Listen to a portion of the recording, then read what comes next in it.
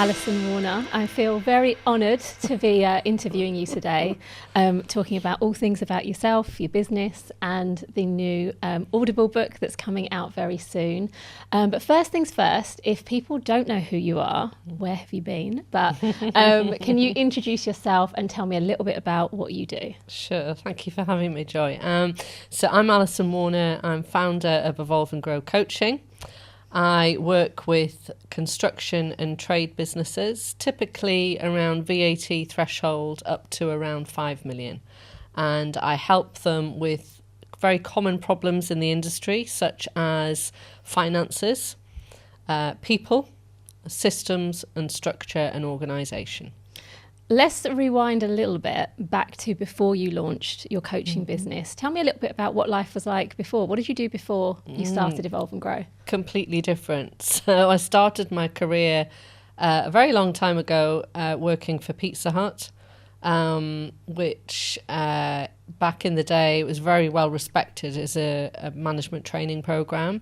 And a lot of the things I learnt back then, I actually use with clients today. So primarily profit and loss analysis and the financial processes that we put into businesses really come from Pizza Hut. I was there for about 7 years, an area manager for most of that time. And then I moved on to Starbucks back in the day when it was kind of unknown in the UK. They only had about 60 stores when I first joined, I know. And I was a district manager for most of my time there. And then more latterly, I went into HR and I looked after resourcing for the UK and Ireland, which was all things recruitment, basically, making sure that we were attracting talent and keeping talent in the business. Then the recession hit of 2009. And there was no need for a recruitment business because we went from opening 100 stores to closing 60 in a year. And my team and I were made redundant. But, you know, it's a bit of a cliche, as one door opens and closes, another door opens. And I set up Evolve and Grow in 2010. Without really having much understanding of what I was doing, my idea was to offer coaching services to big companies because that was my background. And then I joined BNI, Business Network International, which is a networking group. And a lot of trades are in BNI groups. So I ended up working with small businesses, lots of different types of small businesses, but it was the construction and trades that I seemed to have the best fit with. So yeah, by accident really is how I ended up working with them. So interesting. And you ended up working with these different small businesses. You really kind of honed your skills and found that the construction businesses were having huge growth and you were having a huge impact on their businesses. Yeah. And then you've kind of really specialised and you've gone all in. Take me to the point where you decided to write this book that came out a number of years ago now. Yeah. Tell me about that, because this is like the Bible for tradespeople today, right? To take them from working on the tools to kind of growing and leading their business. Like, what made you write the book? So ultimately, I needed to invest in myself when I started the business because I knew how to manage numbers, knew how to manage people, but in terms of sales and marketing, I'd never had to do it. And so I've always worked with business coaches and business mentors, and it was a guy called Daniel Priestley that I was working with at the time, and he was very much, his methodology very much includes published content. So there's lots of studies out there that show the impact of writing a book in terms of being able to get your message out to the audience. And there's no better way of doing that, I think, than writing a book. I think that was why I wrote the book. But also what I learned in writing the book was I became very, very clear on what it was I was doing. And put it into this system called the Build system, which was effectively breaking down everything that I was teaching and putting it into a 5-step process. With regards to kind of builders and tradespeople and businesses in construction, are their challenges quite unique? Like, can you tell me a little bit about kind of what does life look like for them when things are not going too well? So they're probably not completely unique to the industry, but the challenges are very, very similar depending on the stage of growth that business has got to. And it's interesting, a lot of people, when they book in for a discovery session, I get the feeling that they're a little embarrassed and they think it's just them, and it's really not. Every single discovery session, pretty much, the 3 challenges fall into the numbers. So they're worried about finances or frustrated that they're not making enough money. People, and the big one, systems and structure and organisation. I hear that a lot, that people want structure, and they want more time to work on the business rather than in the business. They want to be able to step away and it to run not so dependently on them. Is that typically, you're the expert in this, so you can unpack this, but is that typically because they've become a really good electrician or a really good roofer, and they've got a lot of success being great at that job? Yeah. But it hasn't, those skills don't transfer necessarily to meaning that you can run £1 million business, right? Very much so. So I always say to people, look, it's a bit like me trying to, go and fit a boiler in somebody's house tomorrow or build a house. I wouldn't know where to start because nobody's ever shown me. And so the challenges are often because at no point in their training have they been taught how to run a business. And so if they're good at what they do, they become almost a victim of their own success. Because if they're customer focused and they look after their customers recommend them. So they attract more business. Then some of them realise, I better get a bit more help. So they start to take people on, but they're still on the tools. So they're trying to manage the finances, the admin, look after the people, look after the customers. There's only so many hours in a day. And probably answering the phones as well. Answering the phones as well. They're doing everything. Yeah. And so they're running themselves ragged.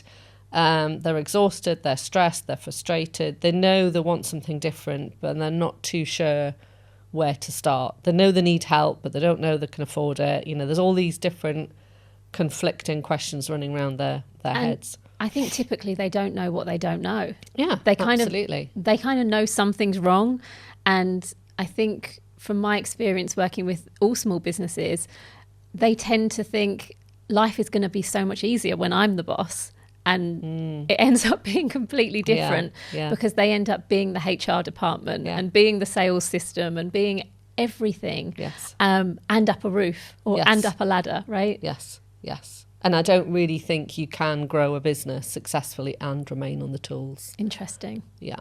I think you have to, and that's not to say that you just suddenly come off. You do it gradually, but if you're going to this is why the book, how to go from tradesperson to managing director, they are 2 different roles. And to be a true MD of your own business, that's what you need to be doing full time, is running the business. And success is so different for so many people. It's like, it's not always a money amount or a car that you're driving. I guess for you sit down with your clients or even in the book, you unpack the idea of kind of what success looks like for you and the vision for the future. So for the listeners and for the viewers, talk a little bit about how people can get clear about their vision and kind of how important that is. So success can look different to different people. So sometimes it is they want a much bigger business and they're very aspirational and very ambitious.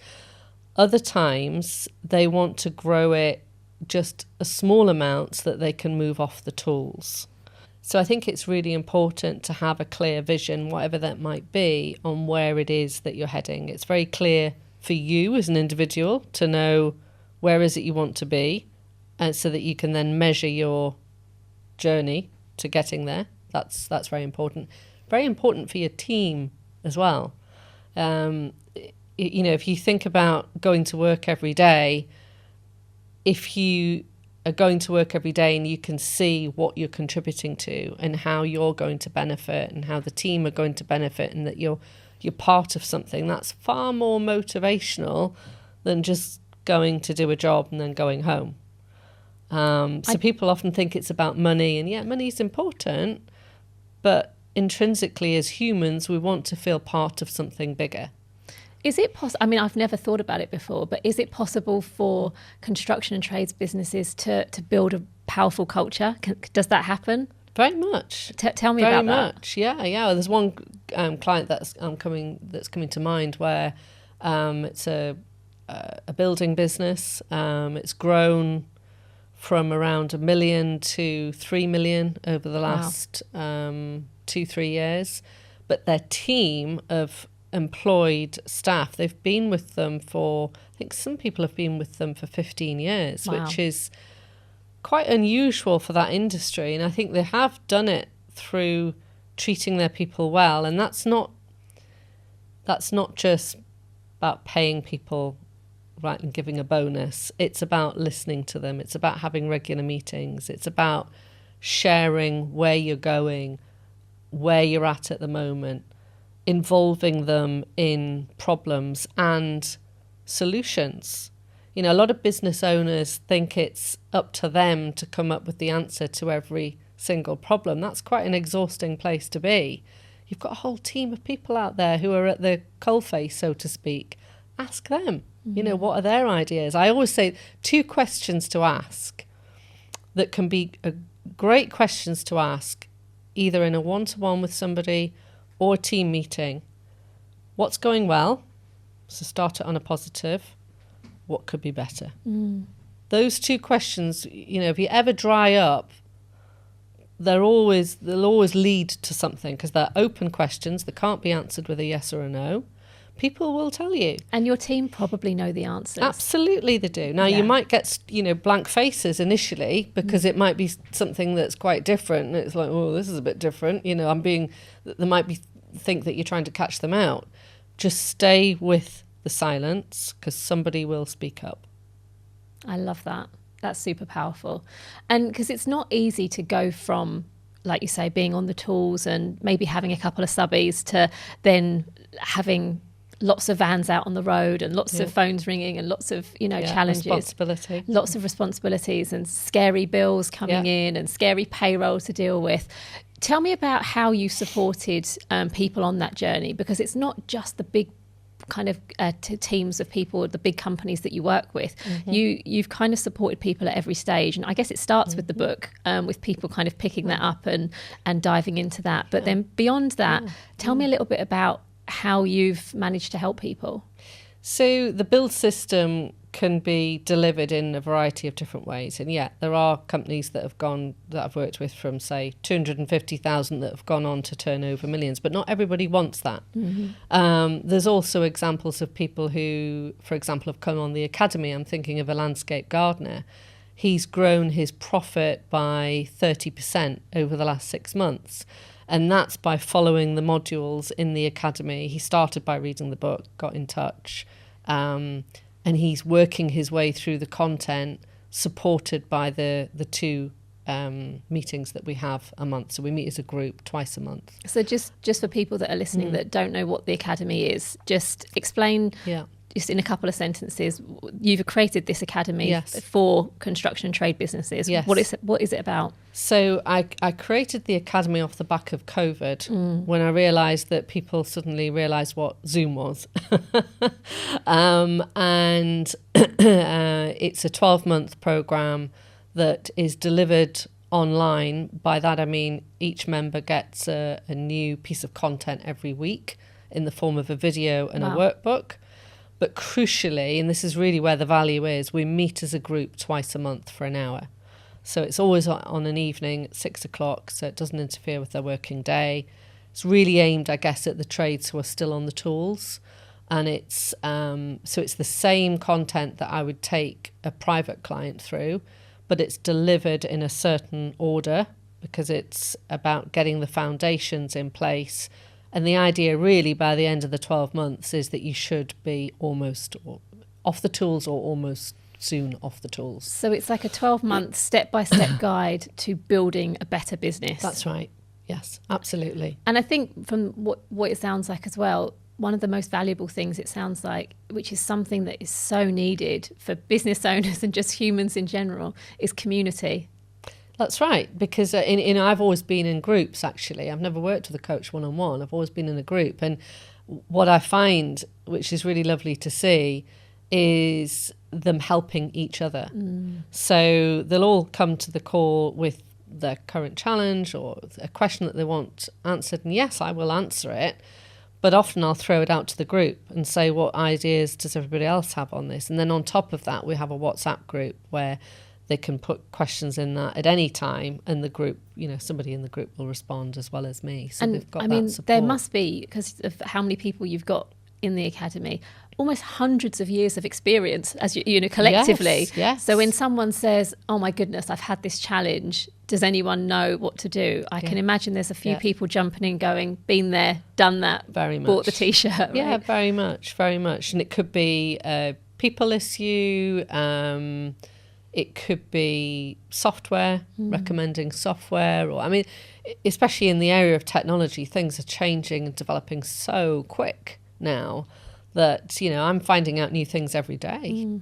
It's unbelievable. And so, there'll be somebody else saying, well, I use this and this is why I like it. And I guess this is coming towards a time now where it's almost like a magic opportunity for people who are skilled in trades, skilled in construction, because every time you turn on the news, people are talking about AI, they're talking about the robots are coming and they're going to take all of our jobs. But the jobs they're not taking, these AI robots, they're not taking the roofing jobs, they're not taking the electricians' jobs. Not yet. These jobs seem to be the ones that there is a bright future, because technology can empower these businesses but not replace them. Absolutely. I think there's some really interesting, exciting developments in this space. And I think as an industry, it's been an industry that perhaps has been slow to adapt to using technology in the past. But if you do get some of these things on board and you're looking to the future to see what's new for your industry, you can not only drive efficiencies, massive efficiencies in your own business, you can stand out from your competitors very easily. So I understand why some people that may have been in their business for, many years, and they might be in their mid-50s, they might be thinking about retirement.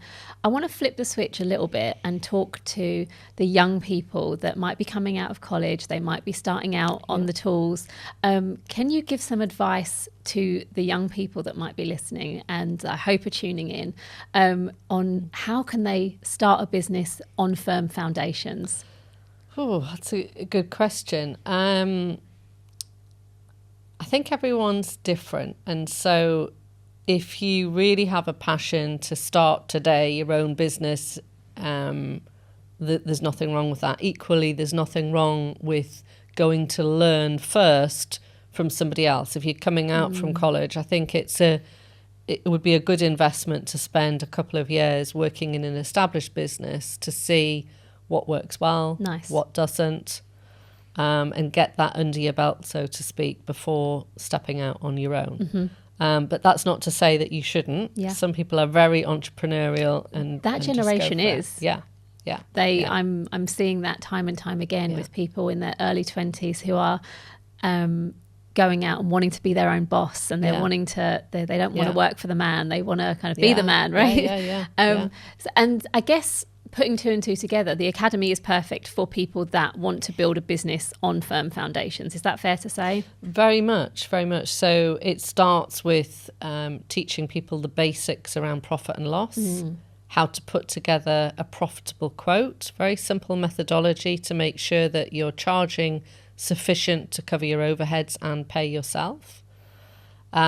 Teaches you about your own strengths. We use a personality profile called Talent Dynamics that was created by an old mentor of mine, Roger Hamilton.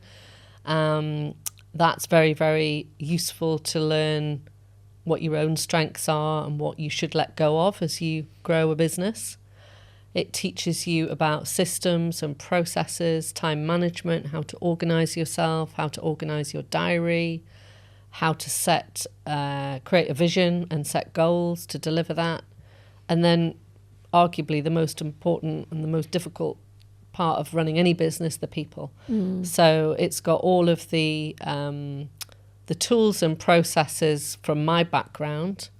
There's downloadable links in the book as well to free tools such as interview tools. Nice. So how to find talent, how to interview them, how to onboard them, and how to build a team that is thinking for themselves, because that's something I come across frequently where people, they're always going and asking questions to the business owner, and the hard reality is it's probably because of what the business owner is doing. You know, if you want your people to behave differently, it needs to start with you. Yeah. And so how to do team meetings in a way that it's not you and them, it's you as a team together collectively discussing challenges and coming up with ideas to solve them. So they've gone through the academy, and then typically by the end of the academy, for some people, they're going to be ready to put the tools down and kind of run the business. They won't be up the ladder anymore. Is that yes, kind of the idea? There's quite a few people that have come off the academy and then come on as a private client. Okay.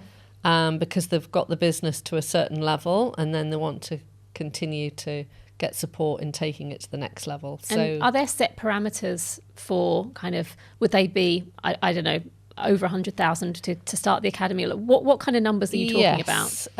So we tend to say for the academy around 85,000 to 250,000.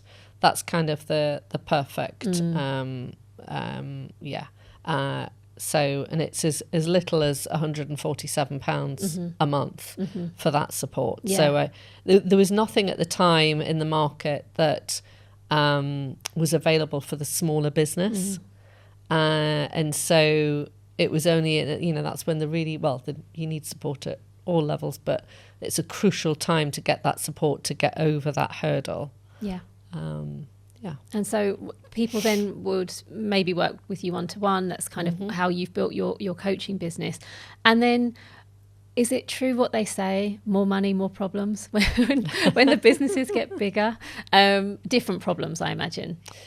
Well, going back to one of my old mentors, Daniel Priestley, I always remember him saying to me, as long as you are growing a business, there'll always be problems to solve. Yes. So, and I think that's very true. Even if you're not growing, there's, undoubtedly there's going to be challenges, but hopefully they're more manageable challenges and problems. They're not so huge. What does it feel like for you as a business coach for people just to be on a call with you day in, day out, giving you their problems? Does that ever get like, I don't know, feel like hard work to you? I've never been a coach or a business coach, but I can only imagine just dealing with other people's challenges all day, every day. Does that weigh heavy ever, or do you love it? No, because I love it is the answer. Okay. I absolutely love what I do. I'm very, very, very lucky. I think if it was the same client with the same problems, then yes, that would be very tedious. But I'm dealing with the similar problems, but with different people, because the idea is we get them over those problems and then there's another problem. But that's fine. It can be very rewarding to solve a problem with the client. Very rewarding. But if it was the same client and the same problem day in, day out, I think what can be frustrating if people are not willing to see that there is a different way. If they're just not willing to accept that that it can be solved, but then we don't really attract, those people wouldn't get in touch. Yeah. I mean, if your business is called Evolve and Grow, so it does what it says on the tin. You've got to be open to evolution, right? Yeah. And you've got to be open to growth, and both of those words ultimately mean change. So you've got to be open to change to get it. With regards to, I love what you were talking about with regards to kind of people understanding their own personality and their own natural talents. That is something that I think a lot of people get into business and they don't understand. They're kind of in the job, so they can't read the label. Like, that's how I always describe it. So like they're too close to it. So they don't really know what they're good at and what they're not good at. With regards to your skill set, Tell me about, I mean, because you've obviously done these tests and this analysis. What were your strengths, and did they make sense for your journey? That's a great question, because the first time I did talent dynamics, I was a bit offended actually. But it goes back to, if you think how we're taught at school. So, and what's reinforced in the workplace, it's almost what we're doing well at doing and our strengths are kind of ignored or taken for granted. And then all of the focus and energy is put on our weaknesses and things that need fixing. So it's this whole concept of trying to develop a good all-rounder, which is never really the best. So this is the opposite. It's kind of saying, okay, those things are not your sweet spot. This is where you can add the most value. So going back to when I did talent dynamics, I'm a mechanic profile. So mechanics love to take something that already exists, pull it apart, look to see where it could be improved, and then make those improvements and put it back together. What mechanics are not so good at doing is leading teams of people. They don't enjoy leading teams of people as much. And of course, my whole corporate career, I was leading big teams of people. So when I read that, I was a little bit... Yeah, that literally makes no sense. Did you feel like you were swimming upstream when you were leading people? Did it feel challenging to you? Yes, in terms of, I loved it working one-on-one with people, because I do enjoy... It's probably where, I was using processes and things. I like psychology, and I like seeing what makes people tick. So seeing a change in somebody... It's not that I don't like people, but the days that I'd find most draining would be team meetings, district meetings. Interesting. So by the end of the day, I'd be exhausted. I could do it, but I'd be exhausted. And so, it's initially that was my reaction to my profile. And then it was like, actually, no, this does make sense. And now I can completely see it. Absolutely. So by becoming really acutely aware of my strengths, I think that enabled me to see why I was most suited to construction and trades. I love that. And does it affect, when you work with clients, how you coach them? Does that make a difference? If someone's a different profile, they learn differently, I imagine, they might react to criticism differently. I mean, are you kind of aware? So you're like, very this much. Person is this, so therefore I need to tackle their challenges. Tell me about that. It's more about the speed at which they go. Okay. So talent dynamics is around a grid system. So we tend to talk about profiles on the right-hand side and the left-hand side. The ones on the right-hand side have more blaze energy, and typically they will make decisions based on their gut, their emotion. They'll get very excited and they'll go very quickly. So I have to be careful that they don't make decisions. I'm just thinking of somebody that's coming to mind, too quickly without checking the facts or following the process. On the other side of the grid, it's the opposite. So if they've got a lot of steel energy, maybe they need a lot more encouragement and confidence to take that next step. They'll take it a lot more slowly, and they'll base their decisions on facts and data. Now, neither is wrong, neither is right. It's about balance, isn't it? So it's knowing I have to slow down the blaze people a little bit, and remember we've got a process, remember to check this. And the others need a little bit more confidence building and reassurance. It's almost like having an instruction manual for each of your clients, right? Kind of, yeah. It's like a cheat sheet. I love that. Yeah. So with regards to kind of the types of businesses that you've worked with, time and time again, you've mentioned that they're going to have challenges and stuff like that. Are there ever any challenges that absolutely bamboozle you, or they just don't excite you to try and fix? Are you ever like that you have to, I don't know, bring in other experts or send people in a different direction because you're not the person to solve that problem? Yes, I don't think in terms of exciting me necessarily, but that I'm very clear on where my skill set can benefit and where actually there's somebody else that would be better. So for example, in terms of branding and creativity, marketing, yes, I teach it in terms of a process. So say referral partnerships, because I've done that myself. I've built my own business following that, so no problem.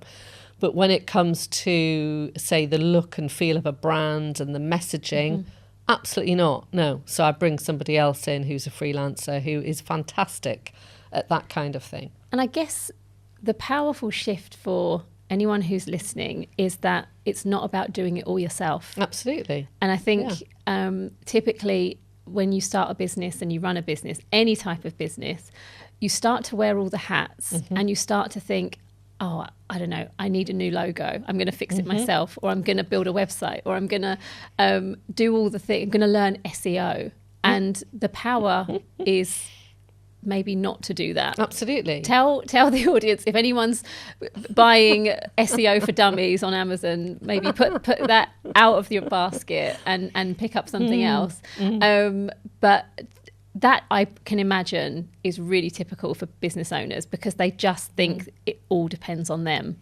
Sometimes it will link back to their profile. Ah, okay. So often, if they're very detail and cost conscious, those are the people that will be very industrious and go and teach themselves these sorts of skills on the weekend. But, I would never try and build a website. Could I sit down and teach myself? Probably wouldn't have the patience to, but probably could. But that's absolutely not where my time is best spent and would exhaust me. I can understand it in the early days why people do it, because they think, well, I haven't got the money, and so I'm saving money by doing this. I would be much more of the view of, let's look at building your profitability gradually and putting money aside to invest at the appropriate times to get the experts to do it, because you'll get a far better result by doing that. I can only imagine it would be a little bit like me trying to learn how to tile my bathroom, and I don't think it would end particularly well. Absolutely. So at the moment you do have obviously your coaching business and you run the academy. What else does life look like for you? Tell me a little bit about kind of what else you're passionate about, and because it's not just business that you love. Tell me a little bit about yourself. So I'm passionate about travel. Absolutely, that's my big thing. I've got a big list of countries that I'd like to visit. Went to Japan this year. I'm going to Peru in October. I'd love to go to Costa Rica. I love Bali. That's my spiritual home. Been there several times. So travel's a big thing. Yoga is a big thing. I've done that for many years, and I find that is that's a very good way of I'm quite a calm person anyway, but yoga, meditation is calming. I love that, because I think you have your own business, you run your own business, and I think it's so important that you're walking the talk, that it's not just, you're not putting in 50-hour weeks, 52 weeks not a year. Now. No. But you've obviously established a business that empowers you to live a life that you can travel and you can go on yoga retreats and that sort of thing. And I guess that would be inspiring for, and I hope that's inspiring for people that are in the depths of their business right now and can't see a way out.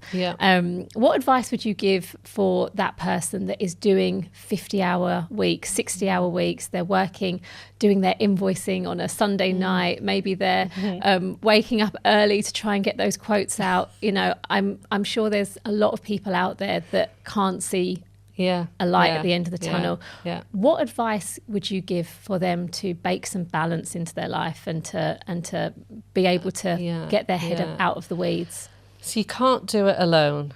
Get some help, and invest in yourself. And I don't mean that to sound like a plug. The book, there's loads of advice in the book. There's lots of free advice and help that we have on the website, evolveandgrowcoaching.com. It might not be me, if finding the right coach for you is important, but there is lots and lots of help out there, whether it's in the form of podcasts or YouTube, books, audio books, or working with a business coach.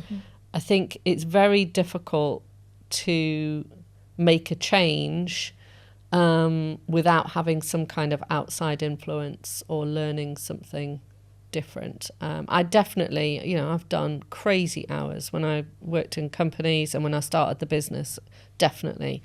But it doesn't have to be that way. But the only reason why I'm now here is because I invested in myself and I worked with some very, very good business coaches and mentors. It sort of reminds me of that saying. I don't know if it was Einstein who said it, but if you always do what you've always done, you're never going to change, right? That's right. It's expecting to continue to do the same things, but you're expecting a different result. The definition of madness. Yeah, absolutely. And I guess that's kind of an overarching point, that if people are struggling and they are, in a business that it feels incredibly hard and it doesn't feel like that it's getting easier, almost like they're treading water and they're almost drowning a little bit in the pressures of the business, you have to do something different. You do. And the sad thing is, I think a lot of people have got in touch when it's almost last chance saloon. And by that point, they've got health issues, either stress related, or if they're a little bit older, it's a physical job. Financial worries, and then the impact that can have on personal relationships. It's far-reaching. It's not just in the van, is it? Or it's not just on the job. It then can affect people's relationships with their partners, their children, and they're missing the school plays, and and all of that impact as well. And running a business is incredibly lonely, I think. It can be, but it doesn't have to be. Okay. I think there's, the Build and Grow Academy is just one community, but there are things that you can do to make it less lonely. Yeah, definitely. Absolutely. And I think there's probably I think we all know more about mental health, or we'll talk about mental health more these days than 20 years ago. I don't really feel like anyone ever spoke about that sort of thing. I don't think so, no. I think just the last 5 years, actually. And that's a really, really good thing. But mental health and sadly suicide is very prevalent within construction. Yeah. And I guess the overarching message is, don't let it get that bad. Absolutely. Absolutely. It doesn't have to be, and sometimes there's some very simple things that you can do within a few months that don't have to cost anything. It's just doing something slightly differently, and that can have a huge effect. Putting together a quote, a profitable quote, or presenting that quote in a certain way, or just getting a few hours of admin support a week, for example. Just small things can have a big difference on your conversion and ultimately your sales and profitability. What you've written this book, which is literally like a Bible from start to finish of what I've got notes all the way through it of what people can do to make those small changes. Is it enough to even carve out a couple of hours a week? I mean, where would you start? So what we say to people coming on the academy, because that's aimed at the smaller end of the market where they're likely to still be on the tools, it's 1 hour a week. Wow.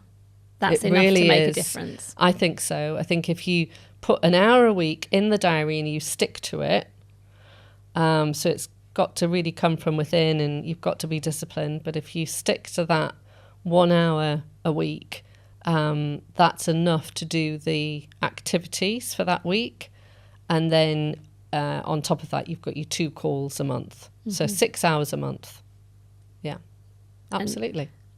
And if you're able to find that time, well, we're kind of saying you have to find that time. You have to find the time, otherwise, you're not going to, it goes back to your Einstein quote, you're not going to get a different result unless you do something differently. Yeah.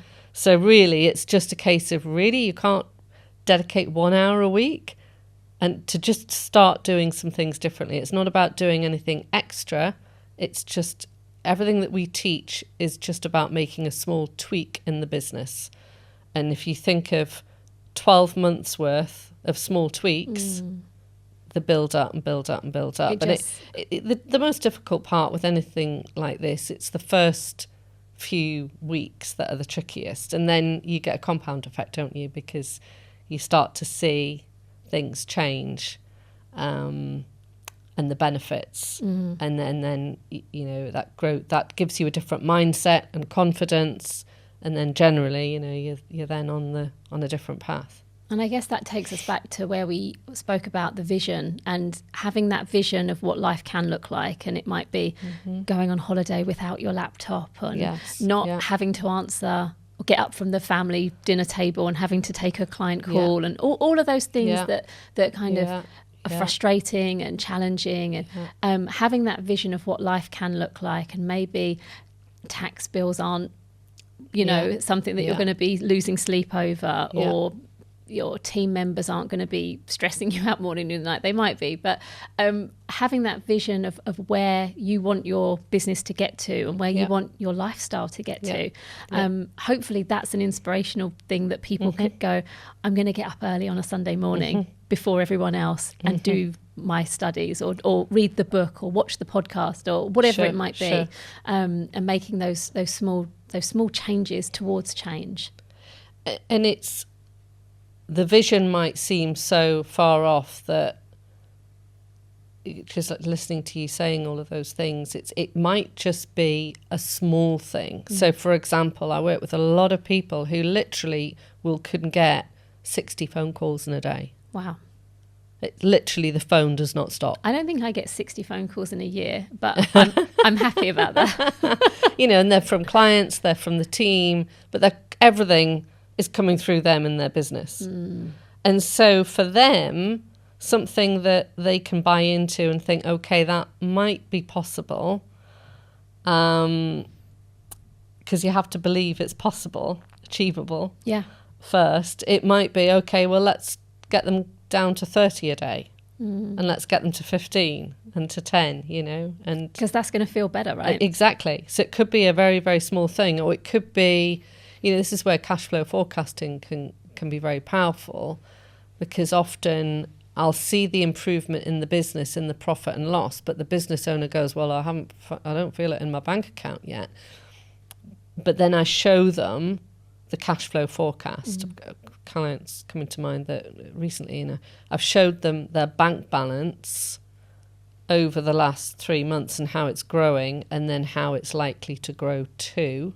And they can see, you know, we all want crystal balls, don't we, of what's going to happen. And I'll show them what's likely to happen based on history. So the answers are there. The answers are there. And then they can start to see it, and then they start to feel it. Yeah. Wow. And when you're working with business owners and they've done the work, they've made the changes, they've gone through the growing pains, what does life start to look like? I'd love people to understand, kind of, who are in the depth and challenges of being in the business day and day. What can life look like when you're out the other side? So obviously it looks very different, and there's an upside to that in terms of more money, more time with the family, more time to go on holiday. They can afford the holidays. Nice. You know, I'd love to say, oh, it's all a bowl of cherries. Often, interestingly, I hear, what's my role now, Alison? What should I be doing? Because you're starting to do a different role, right? The tool bag isn't leaving the van so often. Yeah, absolutely. And it's not, you know, some people might already have made that change and be off the tools. I guess the big difference is they don't feel as needed, because not everything's coming through them. It's going through others. So they're surrounded by other people and they can see, okay, everything's running better, and, you know, but what am I meant to be doing? And so that's the next hurdle. Because at that level, it's more around, well, it depends on where their strengths lie, but it's more a job where you're leading a team of people to be successful. It's a different skill set. So it's a different skill set, and the things that are in the diary should be things like regular meetings, one-to-ones, appraisals, all of the things that you would find in a corporate company. Partnerships even. Partnerships. But I liken it to putting the oil and water in the engine of a car. Okay. That's what keeps the engine going. It's the same in a business. If you have regular, it all comes down to communication, doesn't it? So how well you listen, how often you talk to your people as people, not work in progress meetings. How do you talk to them about them as people and what's going on for them and what they enjoy and what they don't enjoy and what do they want out of life? And, you know, it might sound all woolly, but it can be half an hour in the cafe once a month with each team member having a cup of tea. That will literally pay dividends. Literally. And that's your role. It's more around being a leader. And it's not for everybody. Yeah, I love that. And finally, the book has been out and is an Amazon bestseller internationally. So congratulations on that. It is now coming out on Audible. It is. The audio Finally. version is coming out. Just one big message that you want people to take away from the book. How can it impact them? And I know that it's got lots of lessons on the day-to-day running of the business, but what's the big message of the book? It's a good question. I guess the message is you can have the business that you want to have. I love that. Whether that's a huge business or just a business that runs more smoothly, where you're not getting those 60 phone calls a day. Yes. You can have whatever you want, you know? But you've got to know what you want. But you got to know what you want. I mean, I remember another mentor of mine taught me, you know, you get what you pitch for. And it's so true, you know, if you want to work with a certain type of client and you want a certain type of business and you want things to be a different way, then start talking about that. Start saying that's what I'm going to go after and get the help, because it is out there. There's lots of help out there. So the book definitely will be, you know, as one person said, it's like having a business consultant in your back pocket. Well, now it's on Audible, so you can have it on in your car, your van as you're driving around. While you're gardening and going about your business. Well, thank you so much for unpacking all of that. Thank you. I know the book has changed businesses and continues to change lives. So thank you for bringing it out into the world. And thank you for spending time with everyone. Appreciate you. Thank you for having me. Thank you very much. Thanks.